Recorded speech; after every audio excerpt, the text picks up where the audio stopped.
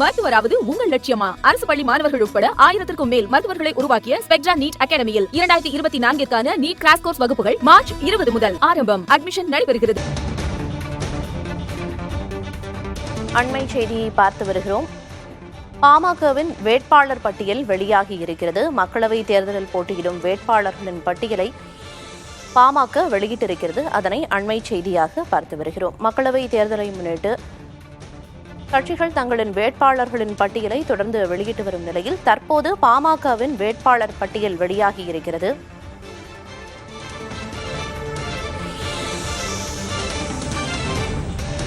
திண்டுக்கல்லில் கவிஞர் திலகபாமா போட்டியிடுவதாக அறிவிக்கப்பட்டிருக்கிறது. அரக்கோணத்தில் கே பாலுவும், கடலூரில் இயக்குநர் தங்கர் பச்சான் போட்டி என பாமக வேட்பாளர் பட்டியல் வெளியாகி இருக்கிறது. அந்த விவரங்களை தற்போது திரையில் பார்த்து வருகிறோம். இந்த மக்களவைத் தேர்தலை பாஜக கூட்டணியில் பாமக எதிர்கொள்கிறது. இந்நிலையில் தற்போது திண்டுக்கல், அரக்கோணம் மற்றும் கடலூர் ஆகிய தொகுதிகளில் எந்தெந்த போட்டியாளர்கள் வேட்பாளர்கள் பாமக சார்பாக போட்டியிடுகிறார்கள் என்ற விவரங்கள் வெளியாகி இருக்கிறது. திண்டுக்கல்லில் கவிஞர் திலகபாமாவும், அரக்கோணத்தில் கே பாலுவும், கடலூரில் இயக்குநர் தங்கர் பச்சானும் இந்த மக்களவைத் தேர்தலில் வேட்பாளர்களாக களமிறக்கப்படுகின்றனர்.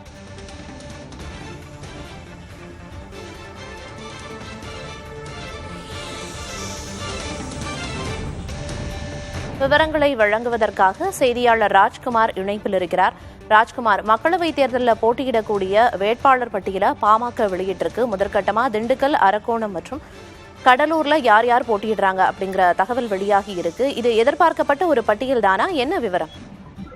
பாஜக கூட்டணியில் பாமக மொத்தம் 10 தொகுதிகளில் போட்டியிடுகிறது. இதற்கான தொகுதிகள் ஏற்கனவே அறிவிக்கப்பட்டிருக்கக்கூடிய நிலையில் பாமக சார்பாக முதல் கட்டமாக 9 வேட்பாளர்கள் பட்டியலை பாமகனுடைய தலைமை அறிவித்திருக்கிறது. அதன்படி பார்க்கும்பொழுது திண்டுக்கல் தொகுதியில் கட்சியினுடைய மாநில பொருளாளராக இருக்கக்கூடிய திலகபாமா அவருக்கு வாய்ப்பு வழங்கப்பட்டிருக்கிறது. இவர் ஏற்கனவே பேசப்படக்கூடிய பெயராகவும் கட்சியினுடைய மாநில பொருளாளராகவும் இருக்கிறார். அவருக்கு திண்டுக்கல் தொகுதியும், அதே போன்று அரக்கோணம் தொகுதியில் கட்சியினுடைய செய்தி தொடர்பாளராக இருக்கக்கூடிய வழக்கறிஞர் பாலு அவர் வேட்பாளராக இருப்பார் என்று அறிவிக்கப்பட்டிருக்கிறது. இவரும் ஏற்கனவே பேசக்கூடிய பெயர்களாக கட்சி சார்பாக இருந்தார்கள். அதே போன்று ஆரணி தொகுதியை பொறுத்தவரை கணேஷ்குமார் இவர் முன்னாள் சட்டப்பேரவை உறுப்பினராக இருந்தார். அதே போன்று மாவட்ட செயலாளர், அவர் பெயர் அறிவிக்கப்பட்டிருக்கிறது. கடலூர் பொறுத்தவரை தங்கர் பச்சான் எழுத்தாளர் மற்றும் திரைப்பட இயக்குநராக இருக்கிறார். அவருடைய பெயர் தற்போது கட்சி சார்பாக புதுமுகமாக ஒரு வியூகம் அடிப்படையில் தேர்தலுக்கான வியூகம் அடிப்படையில் கடலூர் தொகுதியில் கட்சி சார்பாக அறிவித்திருக்கிறார்கள். அதே போன்று மயிலாடுதுறை பொறுத்தவரை மா.க. ஸ்டாலின் இவர் மாவட்ட செயலாளர், அவருடைய பெயரும். கள்ளக்குறிச்சி தொகுதியை பொறுத்தவரை தேவதாஸ் அவர் ஏற்கனவே முன்னாள் நாடாளுமன்ற உறுப்பினராக இருந்தார். கட்சியினுடைய மாநில துணைத் தலைவர், அவருக்கு வேட்பாளர் பட்டியலாக அறிவித்திருக்கார்.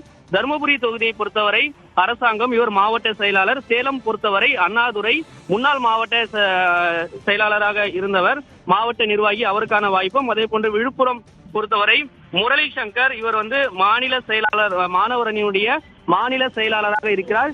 இவர்களுக்கு வாய்ப்பு வழங்கி கட்சி தலைமை வேட்பாளர் பட்டியலை அறிவித்திருக்கிறது. பிரியதர்ஷினி, நிச்சயமா நீங்க குறிப்பிட்ட மாதிரி இந்த மக்களவை தேர்தலை பாஜக கூட்டணியில் பாமக எதிர்கொள்கிறது. 10 தொகுதிகளில் பாமக வேட்பாளர்கள் நிறுத்தப்படுவாங்க. இப்ப முதற்கட்டமா 9 வேட்பாளர்களோட பட்டியல் தான் வெளியாகி இருக்கு. எதனால் அந்த ஒரு தொகுதிக்கான பட்டியல் மட்டும் வெளியாகல? அது குறித்த விவரம் ஏதேனும் இருக்கா? ஏற்கனவே பாமக பாஜகவுடன் கூட்டணிக்கான ஒப்பந்தம் இறுதி செய்யப்பட்டு தொகுதிகளை அடையாளம் காணக்கூடிய பணியில் பாஜகவுடன் பாமக ஈடுபட்டு வந்தது. பாஜகவுடன் கூட்டணி கட்சிகளுக்காக ஒதுக்கப்படக்கூடிய தொகுதிகள் பட்டியல் நேற்று இரவு 9 மணி அளவில் தான் வெளியாகி இருந்தது.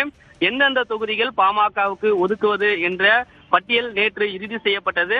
அது மட்டும் இல்லாமல் பாமகவை பொறுத்தவரை வட மாவட்டங்கள் மட்டும் இல்லாமல் அதே போன்று டெல்டா மாவட்டம் மற்றும் தென் மாவட்டங்களில் ஒரு தொகுதி ஒதுக்க வேண்டும் என்று பாஜகவுடன் பேச்சுவார்த்தை நடத்தி இருந்தார்கள்.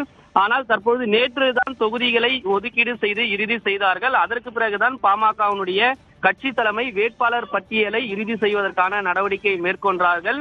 இன்று 9 தொகுதிகளுக்கான வேட்பாளர் பட்டியல் அறிவிக்கப்பட்டிருக்கிறது. மீதம் ஒரு தொகுதிக்கான வேட்பாளரை தான் அறிவிக்க வேண்டும். அதை இன்று மாலை அல்லது இரவுக்குள் அறிவிக்கப்படுவார்கள் என்று கட்சி சார்பில் தெரிவிக்கப்படுகிறது.